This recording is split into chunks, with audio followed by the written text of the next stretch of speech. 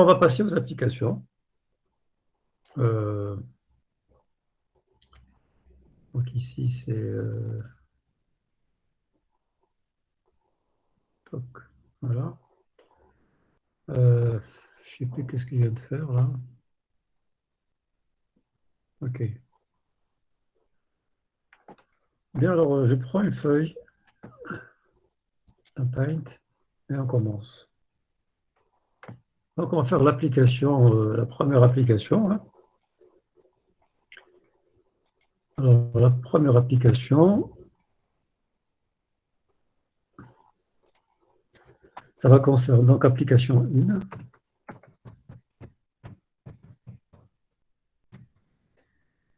On sera, je dirais, réacteur à plasma froid.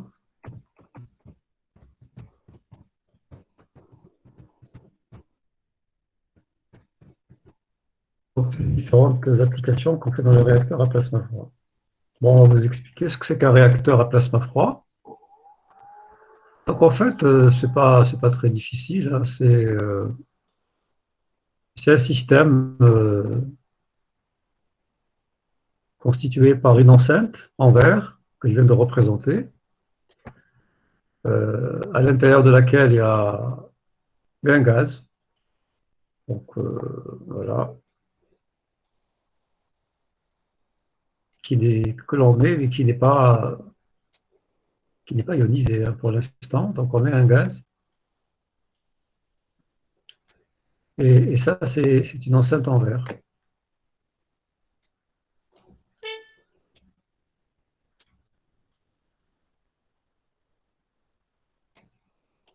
Sinon, le gaz, on ne pourra pas le bloquer, hein. Ça, c'est évident. En général, on prend du verre parce que c'est très stable. C'est-à-dire qu'il n'agit pas avec les gaz, la silice, etc. Et ça, c'est la première opération. Et on veut fabriquer ici, on va écrire ça, un plasma froid. Avec des dominations comme ça assez dures et que tout le monde utilise, hein. C'est des plasmas froids et des plasmas chauds. Bon. Et là, on parle même de plasma tiède, mais bon, ça c'est assez rare. En général, on dit plasma froid, plasma chaud. Alors, ça veut dire quoi? Qu'est-ce que c'est qu'un plasma froid? Bon, d'abord, un plasma, il est constitué d'électrons,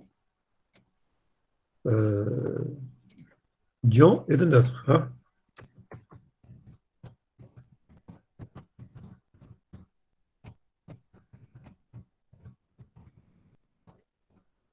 Alors, ces trois espèces de particules n'ont pas la même température.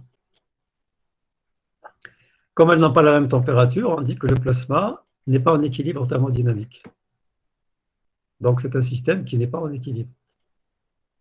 Donc, c'est un système hors équilibre.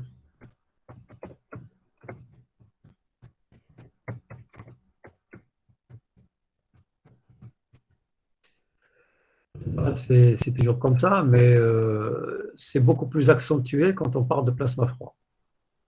Alors, la raison, c'est que la température des électrons, elle est en général de l'ordre de l'électronvolt. Donc, TE est de l'ordre de quelques électronvolts,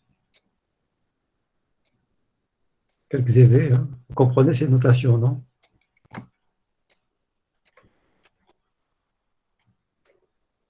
Voilà. Non, c'est pas ça qu'il faut. Donc, la température, c'est de quelques électronvolts pour la température électronique. Bon, vous savez qu'électronvolt, un électronvolt, c'est déjà pas mal comme température, hein. Bon, ça correspond à... C'est 11 000 Kelvin. Voilà, exactement. C'est exactement 11 600, hein, 11 600 degrés K. Et on dit c'est 10 puissance 4. Hein. L'ordre de grandeur, c'est 10 puissance 4. Ça, c'est l'électronvolt. Donc, vous voyez ici que la température électronique, par rapport à la température des ions, voire des neutres, qui sont tout simplement une température qui est très petite. Allez, on va faire très petite devant l'électron-volt. En général, c'est de l'ordre du dixième ou du centième. Au mieux, c'est le dixième, d'accord? Donc 0,1 inférieur à 0,1 électron-volt. C'est un facteur 10. Par conséquent, les deux populations ne sont pas en équilibre en thermodynamique et le système il est donc hors équilibre thermodynamique. Évidemment, il relaxe, il veut y aller. Mais comme il est toujours, vous allez voir comment on fabrique ce plasma. Donc, ça, c'est typique au plasma froid. Les plasmas chauds, les températures ioniques et électroniques sont relativement proches, en valeur relative, par exemple. Bien, ça, c'est pour définir ce que c'est qu'un plasma froid. C'est à travers sa température. Le mot froid vient de température, on explique pourquoi. Maintenant, on revient au réacteur. Comment ce réacteur fonctionne et comment fabrique-t-on un plasma? Pour fabriquer un plasma, bon, je vous avais dit ici que donc il y a un gaz, on met un gaz dans une enceinte en verre, on va l'alimenter, donc on met ici des électrodes, voilà, et on va l'alimenter avec une source d'énergie.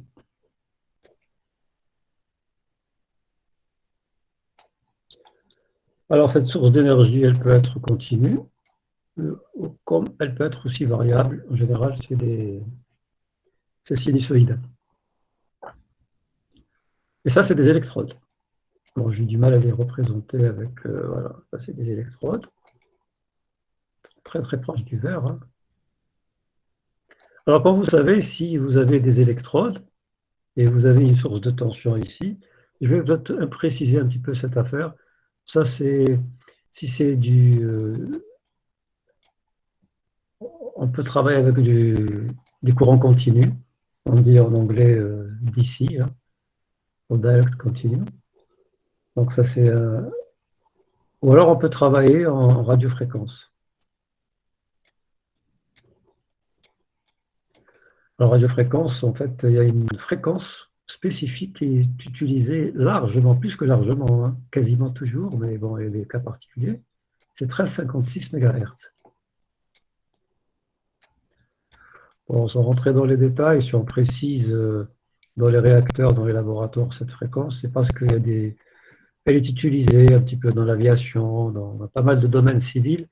Et pour qu'il n'y ait pas de problème, on a affecté cette fréquence aux gens qui travaillent avec les plasmas froids, ce qui leur permet de travailler en sécurité sans créer des problèmes avec toutes les fréquences utilisées dans la ville et même dans le ciel à travers l'aviation. Donc, c'est utilisé principalement par les physiciens des plasmas. Ça, c'est radiofréquence. Parfois, on utilise le 2 oméga, le 3 oméga, c'est-à-dire on appelle ça les harmoniques. C'est aussi accepté. Ou le 3 oméga. C'est-à-dire ça, c'est la fréquence, on multiplie par 2, par 3, et c'est pour créer le plasma. Alors, il y a aussi d'autres sources, c'est ce qu'on appelle les sources micro-ondes, enfin, plutôt des sources d'énergie, hein, voilà. Micro-ondes, il y a aussi les micro-ondes.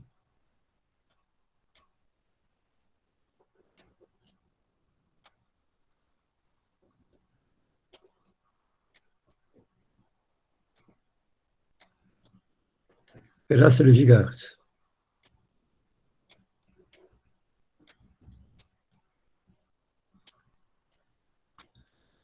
Voilà, donc là, ce que je suis en train de vous présenter avec les deux, c'est un système capacitif, ça. Donc le modèle capacitif. J'ai dû vous l'écrire, hein. Modèle capacitif.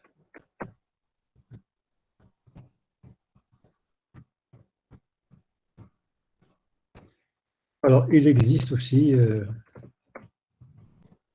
modèle ça capacitif, mais comment est-ce qu'on appelle ça? Inductif. C'est par induction. On va dire inductif. C'est-à-dire on crée un champ électrique à l'intérieur de l'enceinte par effet Faraday, en faisant varier le flux à travers ce qu'il faut. Et on a un champ électrique qui est à l'intérieur de l'enceinte, qui va jouer le même rôle que... Alors, ici, c'est pas difficile, c'est plus simple, c'est souvent utilisé, hein. Donc, vous avez ici un gaz. Un gaz, par définition, en principe, c'est neutre. C'est neutre, un gaz. Et donc, vous avez une capacité.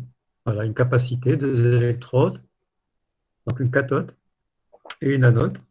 Faire ça, hein. Et pour faire simple, si c'est moins, bon, pensée continue, hein. Voilà. Mais parfois, on met ça à zéro, hein. C'est-à-dire, on s'arrange pour que ce soit à zéro. Donc, c'est plutôt par là que les choses se passent. Et par conséquent, vous avez des électrons qui peuvent voyager d'électrode vers l'anode à travers le gaz. Mais ça, ce n'est pas possible à partir du moment où le milieu il est isolant. Mais un milieu isolant parfait n'existe pas. Donc, il arrivera toujours un moment où, comme il y a des champs électriques ici très importants, je vais les représenter. Voilà. Il y a des champs électriques très violents qui vont donc apparaître à l'intérieur de l'enceinte, et vu que c'est une capacité. Et ces champs électriques vont, le cas échéant, extraire un électron de la cathode et l'accélérer vers l'anode. Il suffirait qu'il y en ait un. Il y en a toujours un. Il ne faut pas rêver, parce que le gaz n'est pas parfaitement isolant. Et là, c'est foutu. Quand je dis c'est foutu pour le gaz, c'est-à-dire il va se transformer en plasma. Bon, la raison, elle est simple, c'est que si vous avez un électron, il va donc taper un ion. Donc vous avez ici un atome plutôt, voilà. Donc c'est un atome neutre, un atome. Et vous avez, bon ça vous connaissez, ça fait beaucoup ça en physique atomique, hein. Vous avez un électron qui arrive, et ben, son interaction avec l'atome va nous donner, enfin l'atome évidemment, qui va devenir un ion. Donc on va l'appeler A0 l'atome, parce qu'il n'est pas chargé. Et là c'est un ion qu'on va appeler A+, parce qu'il est chargé positivement. Évidemment, il y aura aussi deux électrons. Donc un électron et un deuxième électron. L'électron qui a été arraché et l'électron incident.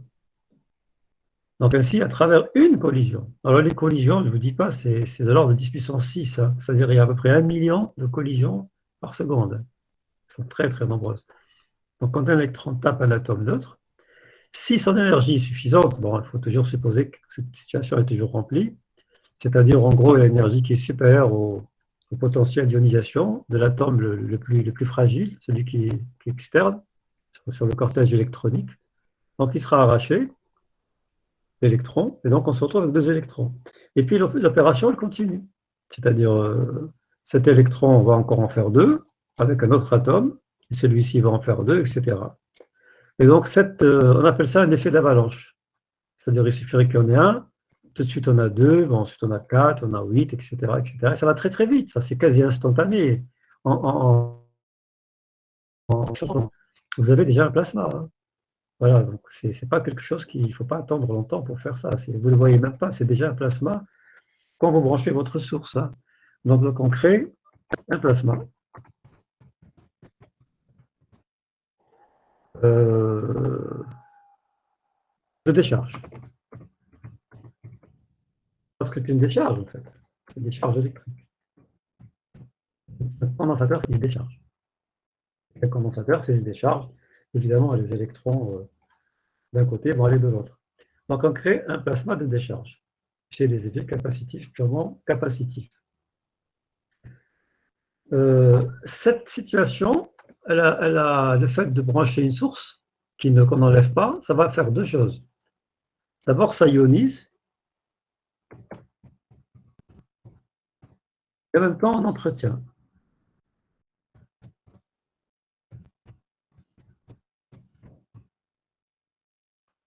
on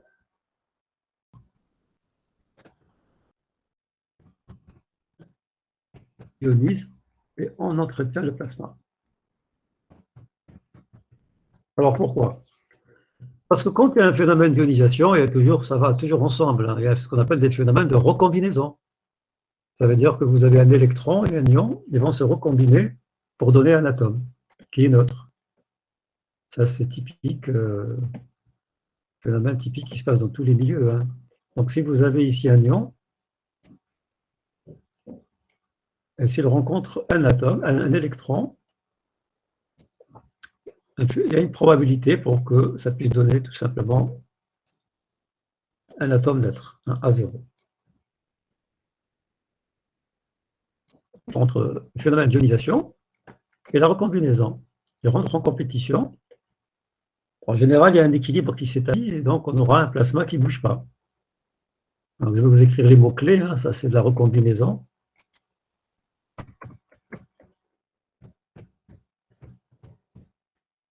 Là, c'est l'ionisation.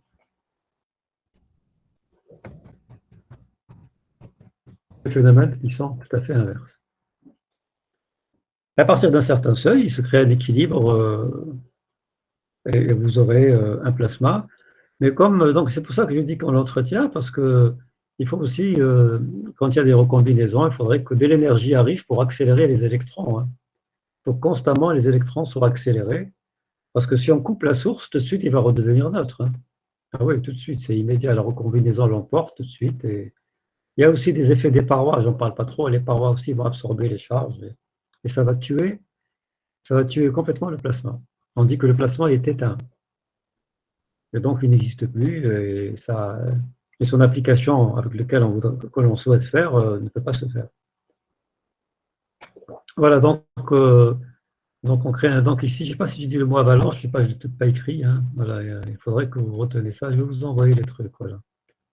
Non, je ne l'ai pas écrit. Donc, il y a un effet d'avalanche ici, hein. Donc, on crée un plasma de chasse par effet d'avalanche. Okay. Bon, maintenant, on a un plasma. On va voir un petit peu comment est-ce qu'il se présente. Et puis ensuite, on va faire une application. Parce qu'avant de parler des applications des plasmas froids, qu'on appelle les réacteurs à plasma froid, ça c'est comment on les fabrique. Maintenant, on va essayer de voir, une fois qu'il est fabriqué, il a quelle tête ce plasma, quelles sont ses propriétés, quoi. Alors, on va prendre un petit graphe comme ça pour vous représenter le potentiel, le profil du potentiel dans le plasma. Bon, je vous mets ici je vous mets à peu près le plasma comme ça. Vous oubliez qu'il existe à la limite, c'est pas grave, hein, voilà, il y a un plasma. On peut s'amuser, hein, voilà, il y a un plasma ici. Je le mets juste pour. Ça n'a rien à voir avec le graphe, hein. Je suis en train de faire deux choses l'une sur l'autre, hein. Et le graphe que vous allez avoir ici, c'est le potentiel électrique. Alors, le potentiel électrique, il est à peu près constant, comme ça.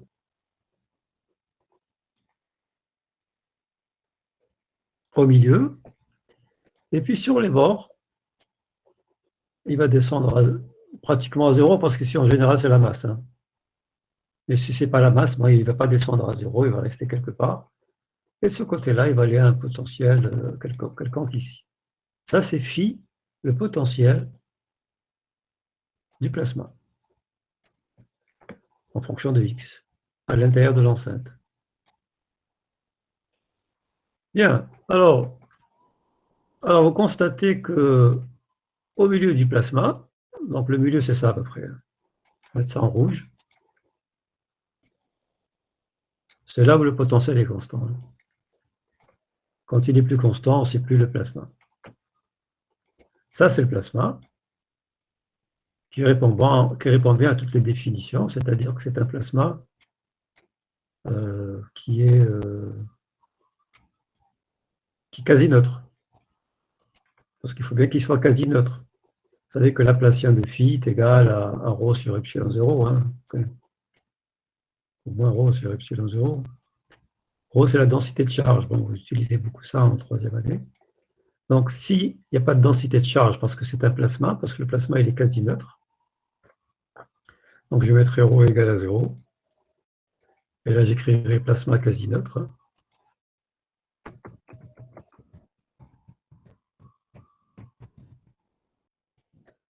Alors, dans ces conditions, le potentiel phi, la Laplacienne de phi égale à 0, c'est-à-dire que phi est constant. Donc ici, ceci implique que phi, le potentiel est constant. Ce que nous avons effectivement sur le graphe. Voilà, cette partie-là, c'est le plasma. Donc, il a bien cette propriété-là. Bon, on caractérise un plasma par la température, les densités, la température et le potentiel en général. C'est les trois grandeurs qui le caractérisent. Là, je représentais que le potentiel. Alors, mais qu'est-ce qui se passe sur les bords? Ces bords-là, c'est des bords un peu spéciaux qu'on appelle des gaines, c'est-à-dire des parties qui sont très proches en fait de l'enceinte, du verre. C'est très petit, bon, j'ai exagéré parce que je ne peux pas faire autrement. Donc cette partie-là, d'accord, ça s'appelle une gaine. Ça aussi, c'est une gaine. Et là, vous avez un potentiel qui varie, d'accord? Et là aussi. Hein. Alors, phi de x. C'est normal. Et donc, ρ est différent de 0. ρ est égal à ρ de x. On appelle ça une charge d'espace. Charge d'espace, ça veut dire qu'il y a dans l'espace une charge volumique, donc une charge d'espace. Les deux côtés, hein. Là aussi. Bon. Donc, vous avez ici quand même un milieu qui ne répond pas aux normes du plasma. Donc, on dit que c'est une gaine. On ne dit pas que c'est vraiment un plasma. On dit que c'est une gaine. Bon, le mot gaine, vous l'écrire, c'est exactement la gaine que vous connaissez pour l'électricité, etc. On fait une gaine et tout. Donc là, vous avez deux gaines, une à gauche et une à droite, quand on s'approche des parois de l'enceinte. Bien, alors ces gaines-là, bien sûr, il y en a en haut et en bas aussi, mais ce n'est pas important. Alors, ces parois-là, ces gaines-là, tout se joue dans les gaines. Il ne se passe pas grand-chose dans le plasma, en fait. Tout se joue dans les gaines. Pourquoi? Parce que si je prends la limite ici, de x égale à 0, d'accord, et je représente le potentiel, bon, vous voyez, je le représente ici en plus grand, comme ça. Ça, c'est phi, hein, de x. Ça, c'est x.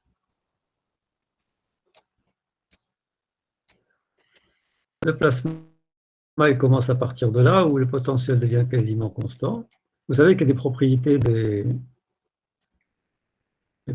des milieux chargés.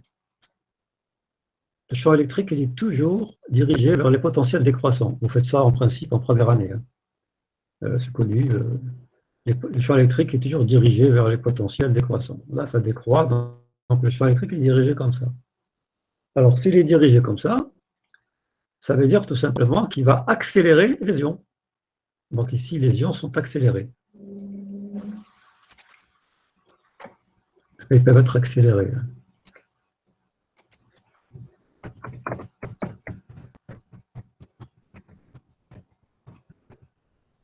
Voilà, gain. Et donc, adhésion du plasma. Quand ils arrivent là, ils rencontrent un champ électrique ici. Le champ électrique, il est nul, là, puisque le potentiel est constant. Ça, c'est le plasma. E du plasma, le champ électrique, lui, il est nul. Vous savez que E est égal à moins grade phi. Hein, bon. Donc, si le champ électrique, le potentiel est constant, le champ électrique, il est nul. S'il y a des particules qui arrivent ici, parce que c'est l'énergie thermique qui leur permet de se déplacer, elles arrivent là. Bon, je ne rentre pas dans les détails, il y a ce qu'on appelle une zone intermédiaire, qu'on appelle la pré-gaine, hein, justement. Et il y a quelques relations intéressantes là-dedans, mais je n'en parlerai pas, ce n'est pas l'intérêt. Quand ces ions arrivent là, bon, ensuite ils sont pris en charge par le champ électrique qui est dirigé vers la paroi et va les accélérer. Cette propriété est intéressante parce qu'elle est utilisée justement comme application potentielle dans les plasmas. Bien, alors, comment dirais-je, la gaine, je n'ai pas donné sa dimension, c'est de quelques lambda d, hein, quelques longueurs de Debye. Je vais vous l'écrire comme ça, vous n'oubliez pas. Moi, je mets lambda d, hein, les lambda de Debye, c'est quelques lambda d. Voilà. C'est des longueurs de Debye. Ça peut être 7, 8, 10, quelques lambda de Debye. Lambda de Debye, c'est lui qui... bon, on ne revient pas à la physique de lambda de Debye, si vous voulez. Quand vous prenez un plasma et vous lui mettez à côté un bord, il n'est pas content. Il va faire en sorte qu'il va s'isoler par rapport à ce bord. De telle façon que le plasma ne ressent pas les effets du bord. C'est comme ça. C'est toujours pareil, c'est l'écrantage. Le plasma, il va écranter tout ce qui vient de l'embêter. Vous mettez une charge, il l'écrante, il ne laisse pas à l'intérieur. Les bords, pourtant c'est pas chargé, mais ça va te charger rapidement parce que les électrons vont pouvoir s'incruster, etc. Et donc lui, il s'arrange pour, comment dirais-je, pour écranter cette partie-là du plasma. Et donc on s'attend effectivement, on sait que c'est la longueur de Debye typique, hein, c'est quelques lambda d, la distance typique d'écrantage. Voilà le. Et donc finalement, ce flux d'électrons, ici il y a un flux d'électrons, et ce flux d'électrons, donc un flux d'ions, excusez-moi, ce flux d'ions est utilisé pour utiliser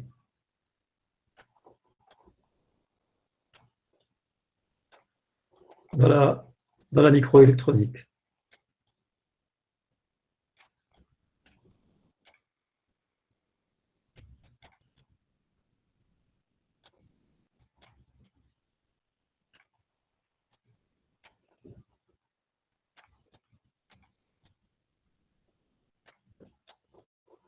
On va voir ce qu'on va faire.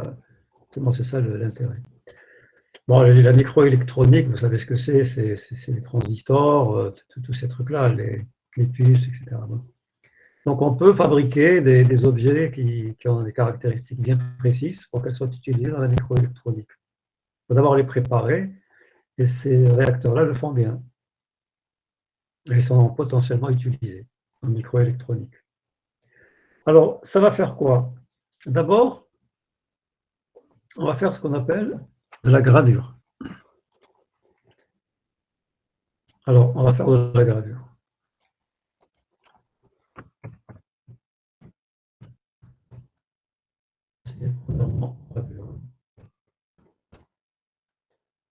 Oh, vous savez que ce c'est que graver un objet. Hein. Si vous avez un couteau et et vous ennuyez, vous avez la table, vous commencez à faire des petites rayures, hein, d'accord. Sur la table, c'est pas bien, il ne faut jamais le faire, mais ça, vous êtes en train de rayer la table, vous êtes en train de faire des gravures, quoi. Vous êtes en train de graver, c'est-à-dire toucher à la surface, faire des parties qui sont. Vous pouvez graver votre nom sur les arbres, hein, sur les écorces, etc. C'est-à-dire vous enlevez une partie de la surface pour faire quelque chose, hein, pour dessiner, pour écrire votre nom, ou embêter la République. Bon, en tout cas, c'est comme ça. La gravure, c'est cette opération qui consiste à faire des petits défauts, enfin des traits sur une surface donnée. Alors, évidemment, ici, la gravure, ça a un intérêt, c'est pour justement, comment dirais-je, bon, en anglais, on dit etching, hein. Je sais pas si, souvent on utilise des mots en anglais. Hein. Pour rencontrer ça, vous saurez que c'est de la gravure. C'est-à-dire, on essaye de graver. Bon, alors, je vous explique quoi. Bon, si je prends par exemple ici on appelle ça un wafer. Wafer. Les Français disent un wafer.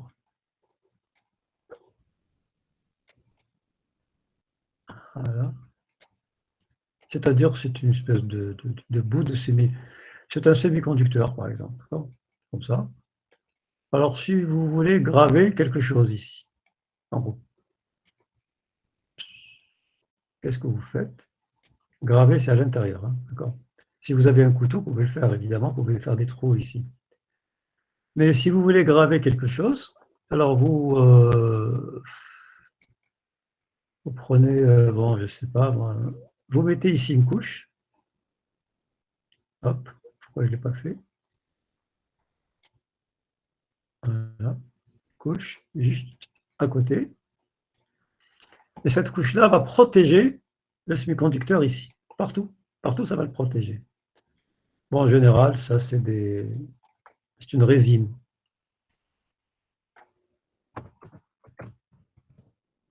On dit que c'est un masque aussi. Le mot qu'on utilise, c'est un masque. La nature, c'est une résine. On met un masque. C'est-à-dire, vous voulez faire, vous allez ramener quelque chose pour faire de la gravure. D'accord? Ça, c'est plein, hein? D'accord? Bon, d'ailleurs, je ne peux pas le faire parce que c'est pas de peinture, pas de couleur. Mais tout ça, c'est plein. Bon, je vais le mettre. Je vais faire ça. Hein. C'est de la matière. Par exemple, c'est du silicium qui est le plus utilisé, ou du germanium, de l'indium. Et vous voulez ici utiliser ce silicium pour faire un transistor. Vous savez que ça se fait en creusant. Hein. Ensuite, vous mettez vous reliez ensuite toutes les parties, tous les petits trous que vous faites, et vous faites un circuit intégré. C'est-à-dire un circuit très complexe que vous faites sur une surface. Alors, si on doit le faire avec les méthodes anciennes, c'est avec de la chimie. On appelle ça de la gravure chimique. Alors, de la gravure chimique donnerait quoi? Ça, c'est de la gravure chimique. C'est-à-dire qu'on met un acide, ici,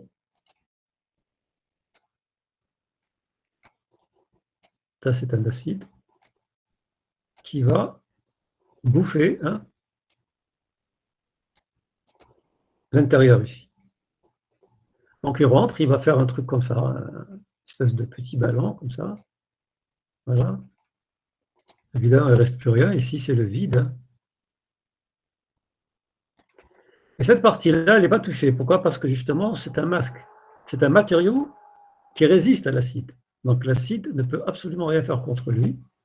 En revanche, elle va pouvoir rentrer à l'intérieur, puisqu'il y a ici et faire une gravure. Elle va graver, bon, c'est quelques microns, c'est très petit, hein. Et ça suffit pour, voilà. Monsieur, s'il vous plaît. Oui, La gravure chimique, c'est la gravure sèche ou bien c'est autre chose? non, non, non, c'est pas de la gravure sèche, non. C'est justement, c'est humide. Voilà, la gravure sèche, on va y passer, justement. Et donc ici, vous avez donc de l'acide, et ça fait donc, on fait une gravure dans un semi-conducteur. On appelle cette gravure, elle est isotrope. Bon, je peux l'écrire comme ça, hein. Isotrope. Parce qu'elle s'est faite dans toutes les directions. En gros, voilà, je n'ai pas tellement exagéré, mais en réalité, ça peut aller très loin, hein, ça peut aller comme ça, hein, d'accord? Tout ça, c'est gravé, hein, tout ça. Parce que c'est de l'acide, ça rentre, hein, ça fait ça, quoi. Un gros ballon très important comme ça. Et donc, ça va dans tous les sens. Ça va dans ce sens-là, ça va dans ce sens-là, ça va dans ce sens-là. C'est la raison pour laquelle on dit que c'est isotrope. Ça veut dire que ça ne dépend pas de la direction de l'acide. Vous l'envoyez comme ça l'acide, mais il va agir dans tous les sens. C'est un peu normal, parce qu'il va commencer à bouffer la matière ici, puis ensuite il va aller à gauche, à droite, rien ne va l'arrêter. Et jusqu'à ce qu'il s'arrête, il devient plus effectif, et voilà. La seconde façon de faire, c'est justement une gravure qui est de meilleure qualité, parce que imaginez que vous voulez faire un transistor, vous avez besoin de faire ici un petit, parce que vous mettez ici par exemple un semi-conducteur N, hein, et là vous mettez un semi-conducteur P pour faire une diode, d'accord? Parce que là vous pouvez doper, là c'est du semi-conducteur qui est l'équivalent d'un isolant, vous savez qu'un semi-conducteur c'est un isolant hein, quand il n'est pas dopé.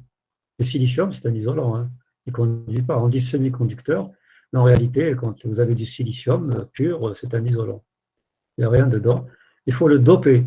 Bon, je ne vais pas vous faire un cours sur les semi-conducteurs, mais il faut doper les semi-conducteurs pour qu'ils deviennent conducteurs, mais faiblement conducteurs. C'est pour ça qu'on dit semi-conducteur. Ça n'a pas exactement les mêmes propriétés qu'un métal, par exemple. Alors, maintenant, on va faire tout ça, mais avec les plasmas. Donc ici, j'ai toujours la même structure. Et voilà. Alors, je l'ai fait en rouge, je n'ai pas su le faire. Voilà.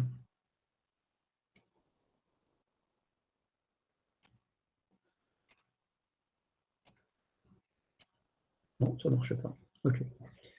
Donc, je vais faire de la résine. Bon, la résine, vous apprendrez sur une couleur différente, bon, évidemment. Bon. Et je la mettrai là. Hein. Je la mettrai là. Et cette fois-ci, j'envoie un faisceau d'ions. J'envoie les ions. Très énergétiques et qui vont justement graver le matériau. Ils vont rentrer, et en rentrant, ils vont rentrer de manière anisotrope, suivant une seule direction, celle-là. Et donc ici, ils vont faire un trou, une gravure de quelques microns, hein, c'est tout petit ça, hein, d'accord? Voilà. Mais ce trou-là, il est plus propre que l'autre. C'est une grande différence entre les deux. Donc ici, c'est la gravure, ici, c'est le subconducteur, hein, on ne touche pas. Et là, vous avez un trou que vous avez fabriqué, qui est beaucoup plus propre, plus intéressant. Par exemple, si je dois faire un deuxième ici, il faut que je fasse attention que je sois relativement éloigné, puisque ici, la gravure, elle prend de l'extension transversale, et transversalement aussi, ça se déplace. Ici, non. Et donc, on peut faire un juste à côté. Et donc, c'est un intérêt considérable. Vous savez très bien que les semi-conducteurs et les puces électroniques et tout, il faut mettre le maximum de puces dans le wafer. Hein. Il faut mettre le maximum de puces dans une plaque de semi-conducteur. D'accord. Donc, plus c'est propre, et mieux ça vaut. On peut faire un juste à côté, il n'y aura pas de problème. Tandis qu'ici, il faut vraiment aller plus loin, très très loin pour récupérer. Voilà un petit peu l'idée. Donc ça, c'est les plasmas qui le font à travers la gaine. Rappelez-vous, vous avez...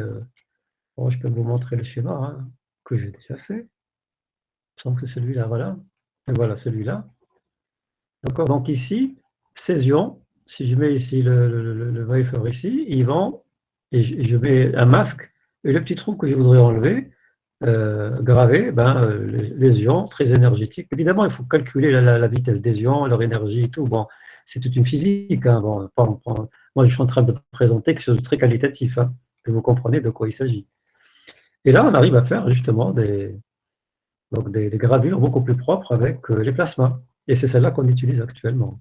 La gravure cubique humide, elle est évidemment abandonnée. Là, il n'y a aucun souci. Voilà, donc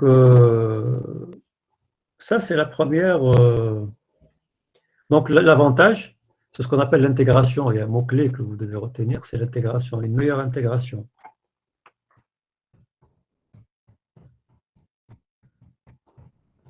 C'est-à-dire que c'est intégrer le maximum de transistors dans une plaque. D'accord. Si on a par exemple 1000, on va faire peut-être 200 ou 300 avec l'autre, même pas. Et en plus sur un semi-conducteur qui est avec des accidents potentiels. Voilà, donc on aura une meilleure intégration avec les réacteurs à plasma froid qui permettent de faire donc des gravures beaucoup plus intéressantes. Ça, c'est la première partie. Hein. La deuxième application, c'est le... Je vais ici. La deuxième application, c'est la pulvérisation. Donc, deuxièmement, pulvérisation.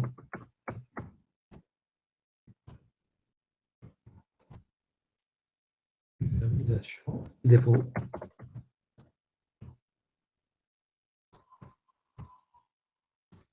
Voilà. Là, bon, on va utiliser encore une fois le réacteur à plasma froid. On prend, par exemple, vous avez la paroi, elle est là, d'accord? La paroi de verre, elle est là. Bon, ça, c'est pas la paroi de verre. Hein. La paroi, je veux la faire en couleur rouge, avec un gros trait comme ça, et puis, non, en vert, comme ça on fera la différence quand même. Voilà, ça c'est la paroi. Tout le monde l'a vu, hein, n'est-ce pas? Chef au geste, elle est partie. Voilà. Et là, je mets ce qu'on appelle un substrat. Substrat. Ça, c'est des mots, je ne sais pas si vous faites Ouais, mais faites pas ça. En fait, tous, les gens qui font de... C'est pas, comment dire, vous dites fonda, c'est ça, vous êtes tous des fondas, des fondamentalistes, c'est ça? Pose des Oui, questions. Voilà, c'est ça. Mais les gens, lorsqu'ils font les matériaux, voilà, ils font ce genre de choses, hein, bon. Donc ça, c'est bon à prendre. Et ici, vous avez, de l'autre côté, vous avez ici une cible. Nous sommes à l'intérieur du plasma, hein. Ça, c'est une cible. Donc ça, c'est une cible. Et nous savons que sur les gaines, évidemment, nous sommes juste à la gaine, hein. Le potentiel, il est comme ça, il redescend ici. Et donc, les ions sont accélérés. Et là, on prend les grandes vitesses, hein. On s'arrange parce que ça dépend de ce que vous mettez comme énergie, même dans l'alimentation. Et là, ça va pulvériser la cible. C'est-à-dire, on va extraire, le faire en bleu, comme ça, des atomes. Par exemple, si c'est une cible en fer, hein, titane, ben, vous aurez du titane ici, hein. Mais c'est des atomes, hein, ce n'est pas des ions, hein, parce qu'on s'arrange pour avoir des... On va juste les extraire. Donc, on va pulvériser. Pulvériser, c'est comme mettre en poudre, hein, d'accord? Et ensuite, ces ions-là, ils vont arriver ici, ils seront accélérés pour arriver ici. Si on fait ça à l'anode, à la cathode, ils vont arriver ici, et ils vont se déposer. Et vous aurez ici une couche de bleu. Voilà, vous aurez ici une couche bleue qui va se déposer sur le substrat. Le substrat, ça peut être du verre, n'importe quoi. Et donc, vous allez pouvoir déposer, par exemple, ici, moi, je peux donner un exemple. Moi, par exemple, vous pouvez déposer du CN. Voilà. Alors, le CN, parce qu'ici, je mets de l'azote. Là, je mets de l'azote, des molécules d'azote dans mon milieu, dans le plasma, qui n'ont rien à voir avec ça. Ça, c'est une cible de carbone. J'ai fait une pulvérisation, j'aurai ici donc du carbone, d'atomes. Ils vont rentrer en réaction, donc il y aura des réactifs qui vont se faire pour créer le CN. Alors, nitrure de carbone, voilà, qui va se déposer ici. Et ça, les propriétés du CN, c'est un exemple, hein, je ne demande pas de le retenir forcément. Ça, c'est, par exemple, ça, c'est pour la dureté. C'est très, c'est-à-dire vous arrivez à mettre du CN sur une plaque, vous êtes en train de la protéger. Quand vous l'attaquez avec n'importe quoi, vos griffes, même avec un couteau, c'est très difficile de faire des rayures. C'est l'un des corps les plus durs dans l'échelle de 1 à 9, il me semble que c'est dans les 8, je suis comme ça. Et cette opération, elle se fait évidemment dans un réacteur à plasma. Donc il s'agit de pulvériser et de déposer. Et parfois en déposant, lors du transfert, il y a des réactions chimiques qui se font. Au lieu de déposer directement du carbone, on peut déposer aussi du nitrure de carbone. Voilà, donc oui, en général, on peut déposer directement de la graphite, du carbone sur un objet. En faisant une pulvérisation, de l'autre côté, il y aura le phénomène de dépôt. Je ne sais pas si vous connaissez le mot stoichiométrique, la chimie, ça. Voilà. Mais de façon stoichiométrique, c'est-à-dire on garde exactement la même morphologie chimique que là et là. Bien, alors, parfois on met ici un champ magnétique. On rajoute un champ magnétique. Bon, il y a un B ici, hein. Donc, champ magnétique inhomogène. Parce que quand on fait ça, il y a des électrons qui sortent. Et ces électrons, qui sont plus légers, ils sortent, sont piégés par la ligne de champ magnétique. Voilà. Ça permet une meilleure pulvérisation. Sans rentrer dans les détails, la présence des électrons permet une meilleure pulvérisation. Mais pour ça, il faut les retenir avec un champ magnétique. Ça s'appelle des magnétrons. Voilà. On peut utiliser ça comme étant des magnétrons. Je vous ferai juste le mot magnétron. Je ne donne pas tous les trucs possibles et imaginables. Il y a plusieurs configurations. Je donne classique, vous comprenez comment que ça se passe. Alors ça, c'est la deuxième. Ensuite, on passe à la troisième, il ne reste pas grand-chose, hein. C'est-à-dire ici, vous avez l'implantation ionique. On peut faire aussi de l'implantation.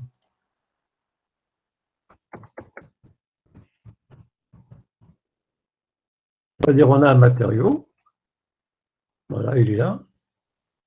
Il est à l'intérieur nous sommes toujours à l'intérieur du réacteur à plasma. Et on envoie des ions avec une très grande vitesse, beaucoup plus que d'habitude, qui vont rentrer à l'intérieur du matériau.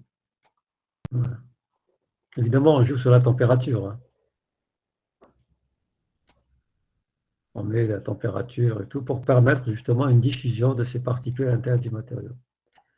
Voilà, donc ça c'est l'implantation. Donc ça c'est un ion très énergétique qui peuvent rentrer à l'intérieur des matériaux. Et pour par exemple les doper, ou leur ajouter des propriétés physiques nouvelles. Voilà, donc les 4 propriétés, vous les connaissez maintenant. Vous avez la gravure, vous avez la pulvérisation, le dépôt et l'implantation. Voilà, c'est les 4 propriétés principales de ce genre de choses. Bon, alors on va passer maintenant à autre chose, une application numéro 2. Si vous n'avez pas de questions, on avance.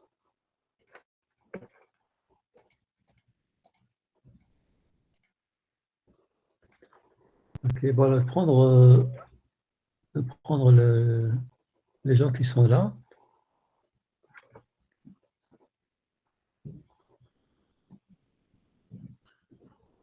Donc, je vous demande de me donner, s'il vous plaît, 1 minute.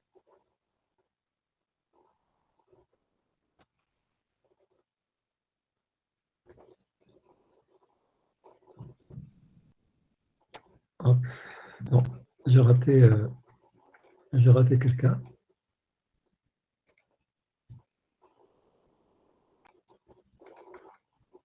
Je refais l'opération. Capture. J'enlève ça, il ne sert à rien. Qu'est-ce que c'est que présenter? C'est pas possible, ça.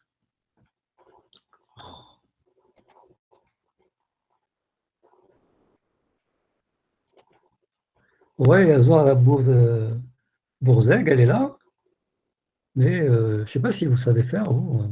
J'ai toujours eu du mal. Vous savez faire? Oui. C'est-à-dire, c'est pour mettre votre nom. Et j'arrive pas à vos problèmes, ne vous inquiétez pas, je vais le faire. Je le fais en 2 temps. Je n'ai pas envie de le faire en 2 temps, c'est pour ça que. Mais je vais le faire en 2 temps, pareil. Voilà, je prends ça. Oui, vous avez disparu là. Donc, CTRL-C. Je vais ici, je fais CTRL-V. Et puis je reviens. Back to. Et je prends votre nom. Toute seule. Et hop. Où je vais écrire votre nom. Zora Bourzeg. Désolé. Non, c'est là.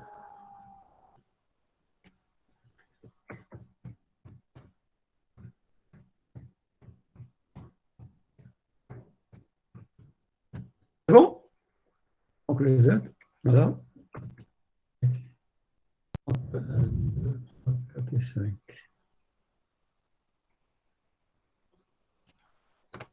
OK. Merci. Donc, je vais vous parler un petit peu autre chose maintenant. On va parler maintenant de propulseur. Application numéro 2. Propulseur. Voilà.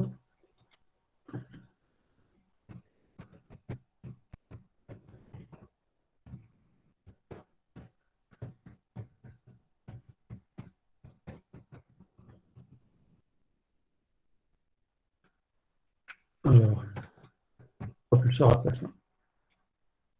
Alors, vous savez que les propulseurs, ce sont des systèmes qui consistent à propulser un engin. Bon, vous savez comment que ça se passe. L'effet qu'on utilise, c'est le principe de la conservation de la quantité de mouvement.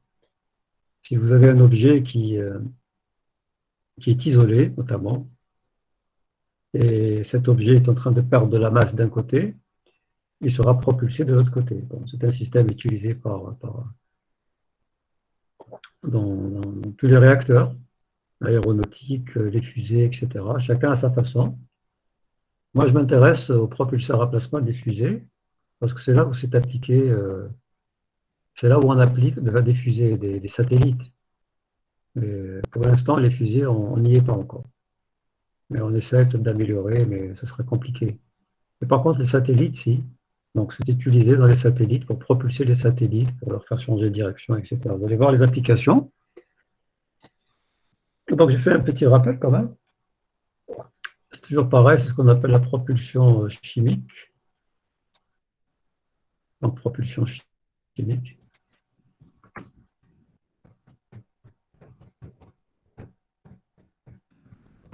C'est la propulsion chimique, donc, par exemple, tous les jets, hein.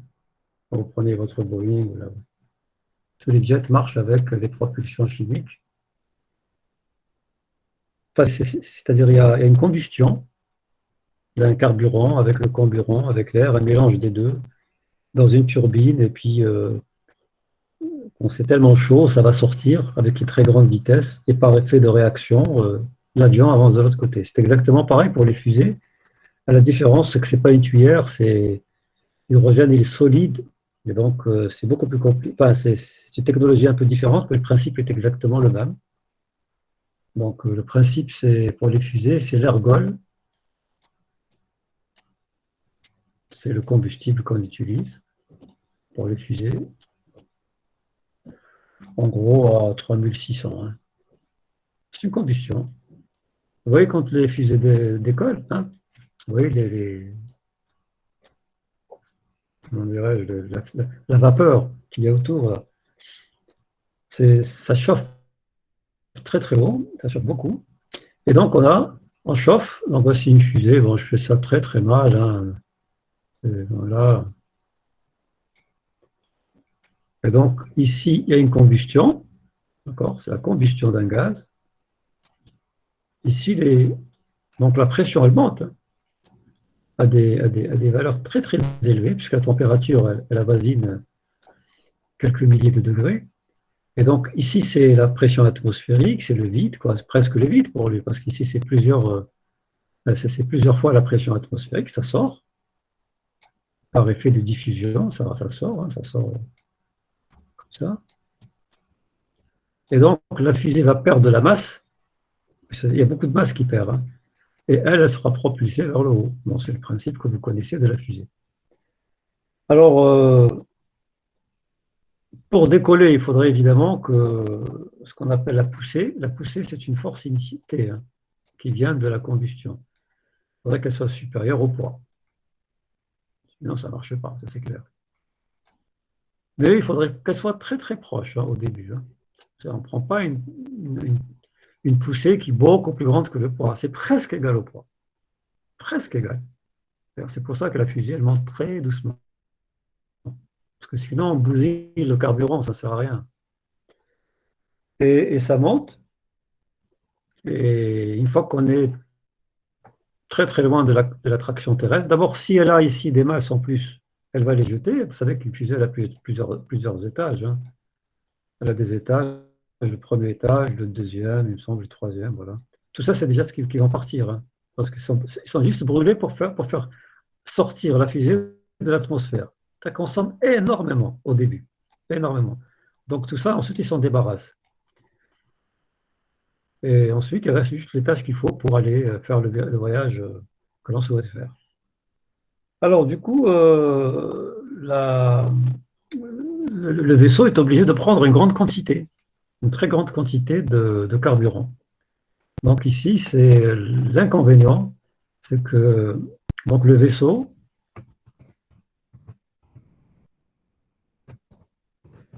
va prendre une grande quantité de carburant.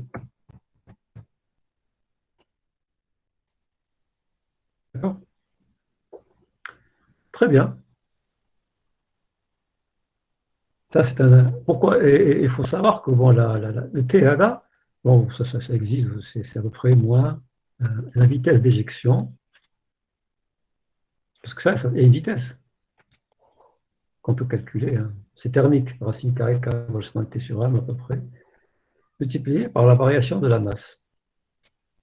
Plus la vitesse d'éjection elle est importante, plus la poussée elle est grande, et plus la variation de la masse est importante, et plus la poussée elle est grande. C'est pour ça qu'il prend beaucoup de masse. Ensuite, il faut rapidement l'utiliser sur un temps très court pour faire monter la fusée. Et ils sont obligés de prendre des quantités énormes d'hydrogène. Bon, une fusée, c'est à peu près la tonne. Hein. D'accord? À peu près une tonne. Peut-être 2 tonnes, je ne sais pas, mais on ne saura jamais. Mais ce n'est pas très, très, très lourd. Mais c'est déjà une tonne. Hein. Bon, il y a quand même du matériel, etc. Ça, c'est ce que vous connaissez. Vous voyez ça au Cap Canaveral ou dans les trucs, les propulseurs russes, dont j'oublie le nom, également, qui sont utilisés régulièrement pour aller sur la navette spatiale ou aller sur la Lune et même sur Mars. Hein, d'accord. Bien sûr, la fusée, elle prend un engin, puis ensuite elle le propulse, et lui, il continue tout seul. Hein, il y a différentes situations. Maintenant, je passe au plasma. Les plasmas ne sont pas en reste. Hein, ils utilisent aussi une technologie qui a été introduite pour aider à la propulsion chimique. Donc, pour les plasmas, donc ça c'est premièrement. Deuxièmement, les plasmas. Donc on va parler de propulsion en quelque sorte électrique. Hein. Deuxièmement, propulsion à plasma.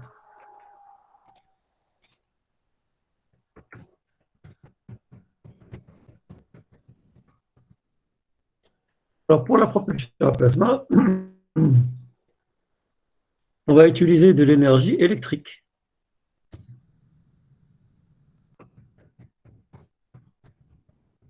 Ça, c'est un avantage. Pourquoi c'est un avantage? Alors on a utilisé quelle énergie? L'énergie chimique. Quand vous prenez un carburant, quand vous mettez de l'essence dans votre voiture, c'est de l'énergie chimique que vous avez mis. Ensuite, il faut juste un moyen pour la récupérer. Quoi. Ensuite, il faut faire une explosion dans un cylindre, qu'on essaie le moteur à 4 temps, comment que ça fonctionne. On mélange l'essence, il est vaporisé avec de l'air, et puis ensuite sous pression, et on met une étincelle. Avec la bougie, elle fait une étincelle. Il y a une explosion qui se fait, c'est une explosion. Et l'explosion va pousser un piston. Ce piston, il est lié à la roue, il fait tourner la roue. Voilà, à travers un vilebrequin qui est un engin qui transforme le mouvement du haut et du bas du piston en mouvement de rotation. Voilà, je pense que vous connaissez ça. Vous connaissez ça, non? Coucou. En principe, oui. En principe, oui, oui. Bon. C'est-à-dire comment fonctionne une voiture, quoi. Donc, c'est un moteur à 4 temps, c'est-à-dire le piston, les pistons, il y a 4 pistons. Bon, parfois il y en a 6, on appelle ça un V6. Et les petites voitures, toutes petites, c'est 2 pistons. Hein. Il y avait les Matisse, il y avait les 2 chevaux, etc. Les Ami 8 à l'époque, il y avait des petites voitures à 2 pistons.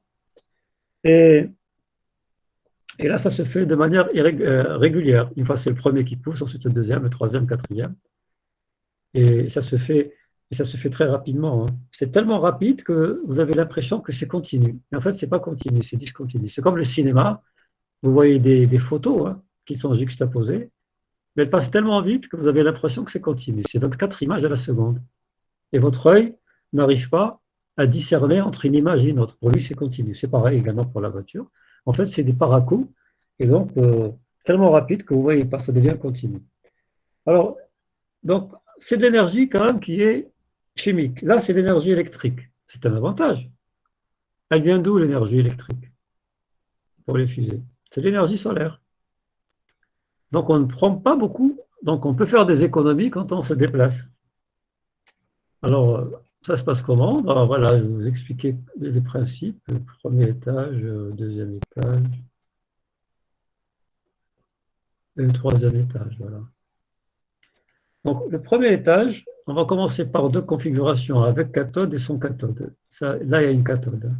Petit a et une cathode. Alors, on embarque un gaz, c'est tout. Un gaz, en général, c'est du xénon. Mais ça peut être aussi de l'iode. Xénon ou l'iode. molécules d'iode. Alors, on les fait introduire ici à l'intérieur. Bon, c'est ce qu'on a fait tout à l'heure. Hein. Et on ionise. Vous savez comment est-ce qu'on ionise maintenant, hein? Par induction ou alors par effet avec des capacités. Donc on peut faire ça, voilà, source d'énergie. Et on peut ioniser. Et cette source d'énergie, elle provient du soleil. D'accord? C'est-à-dire, si vous avez une batterie, vous pouvez la charger avec des cellules photovoltaïques, vous le savez. D'accord? Les photovoltaïques vont transformer l'énergie lumineuse en énergie électrique, c'est un courant électrique, et puis ce courant électrique, vous mettez une batterie, vous la chargez. Vous savez, quand on charge la batterie, on met... voilà. Donc finalement, vous avez ici un système qui va vous permettre... Non, c'est pas ici, hein, c'est la dernière... créer un plasma. Mais ça, c'est gratos, hein, avec de l'énergie solaire. Donc ça, c'est solaire. Hein. On n'a rien pris pour... On n'a pas pris de l'essence. Hein. On n'a pris qu'un gaz. Un gaz, ça coûte... C'est pas lourd, hein. Ensuite, on met ici un champ magnétique. On met ça ce qu'on appelle un filtre magnétique. Ça, c'est un filtre magnétique pour bloquer, parce que quand on ionise, on a des électrons et des ions. D'accord? Donc, je vais vous écrire ça en rouge. Hein. Donc, vous avez ici des ions. Je vais faire ça en gros, comme ça, A+. Et vous avez des électrons. Vous avez ionisé, vous avez les deux. Je ne parlerai pas des neutres. Hein. On s'arrange quand même pour bien ioniser. Si je mets ici un champ magnétique, il va bloquer les électrons. Deuxième étage, je branche un champ magnétique. Alors, ces champs magnétiques vont faire tourner, comme on l'a déjà vu, les électrons autour des lignes de champ, et donc ils vont les confiner. Et là, on va récupérer les ions. Il n'y a que les ions qui passent, parce qu'eux aussi sont confinés, mais leur masse est tellement grande que le confinement est de très mauvaise qualité. On ne peut pas dire qu'on peut. Mais c'est quasiment... C'est-à-dire, si on les confine pour les ions, regardez, hein, on confine un électron comme ça, il tourne autour de la ligne de champ comme ça, et l'ion, c'est ça. Il va tourner avec un rayon de giration qui est 1000 fois supérieur. Donc, ça ne sert à rien. D'accord? Donc, il passe. Et donc, on obtient des ions. Et là, on sait faire, on va les accélérer. Pour les accélérer, on applique un champ électrique à l'intérieur ici. Hein. Voilà. Ça, c'est l'accélération. Et donc, les ions vont sortir. Ils vont sortir avec une très grande vitesse parce qu'ils ont été accélérés. Mais d'où vient le champ électrique? Le champ électrique, il vient du soleil. C'est de l'énergie photovoltaïque transformée, évidemment, en énergie électrique dans une batterie. Donc, tout est gratos, là. Pour l'instant, le soleil nous aide bien. On n'a qu'un gaz, c'est tout. Et puis, il y a des ions qui vont sortir à très grande vitesse. Évidemment, on calcule tout pour que les vitesses... donc, le champ électrique, il n'est pas là. Il est à l'intérieur, voilà. Ça, c'est l'étage d'accélération. Ça, c'est création du plasma. Dans cette partie-là, on va faire un filtrage, enlever les électrons. Et dans cette partie-là, on va faire de l'accélération. Et les ions vont sortir. Ça est fixé et collé. Hein. Ça est fixé. Si les ions sortent comme ça, évidemment, qu'est-ce qui va se passer? Bon, vous aurez le mouvement de l'engin dans l'autre sens. Vous aurez un mouvement, comment dirais-je, voilà, une vitesse dans ce sens-là. Hein, genre, bon, une vitesse dans ce sens. Ça, c'est V d'éjection. Non, ça, c'est la vitesse de l'engin, du satellite, par exemple.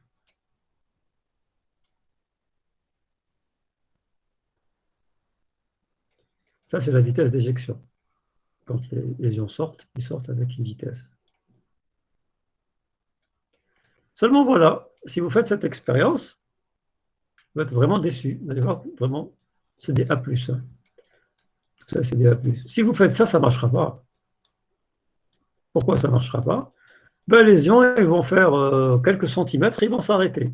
Et pourtant, leur vitesse est très très grande. La raison, c'est que c'est ce qu'on appelle une charge d'espace. C'est-à-dire tout ça, c'est un milieu qui est chargé. Il ne peut pas se propager. Parce que s'il sort d'ici, il y a forcément des charges négatives ici. Et donc, les ions sont refoulés et vont revenir. Ils n'iront pas très loin du tout. Contrairement aux idées reçues, hein, si on a ici un ion comme ça, il va revenir. Parce que on sépare les charges négatives et positives, et ben, ça, c'est pas possible. Hein. C'est comme dans un plasma, on ne peut pas séparer les charges positives des négatives. Alors, les physiciens ont trouvé la solution en rajoutant une cathode. Comme ici, on a des électrons, ils prennent ces électrons. Je vais peut-être la faire un peu. Je vais effacer un peu comme ça. Voilà. Ici, il y a une cathode qui sort comme ça. Bon, il la représente de manière. Excusez-moi, bon, c'est pas du grand art. Hein. Voilà. Là, c'est une cathode. Et la cathode, elle va lâcher des électrons. Partout, elle va lâcher des électrons. Il y a quelqu'un qui tape à la porte.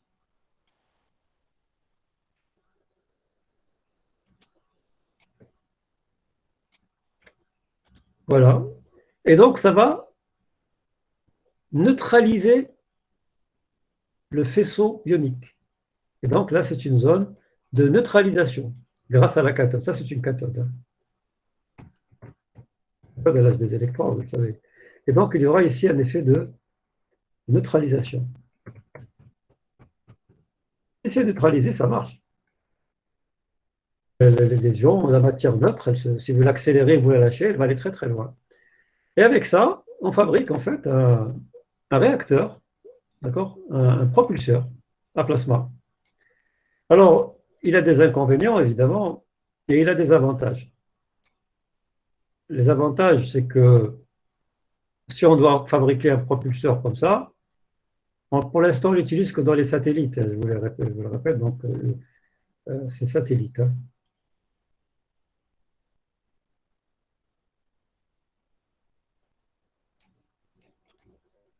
C'est pas fait, parce que le satellite, de toute façon, lui, c'est l'énergie de gravitation qui le fait tourner. Hein. D'accord? Mais par exemple, si vous avez ici un satellite, on va faire un petit schéma, et puis de toute façon, je ne vais pas tarder à finir. Si vous avez ici un satellite, vous avez la Terre, et là, vous avez un satellite. Évidemment, il tourne autour de la Terre, avec un mouvement en général elliptique, hein, d'accord? Bon, comme ça. Et il tourne tout seul sous l'effet de la gravitation, sous l'effet de son poids, en quelque sorte.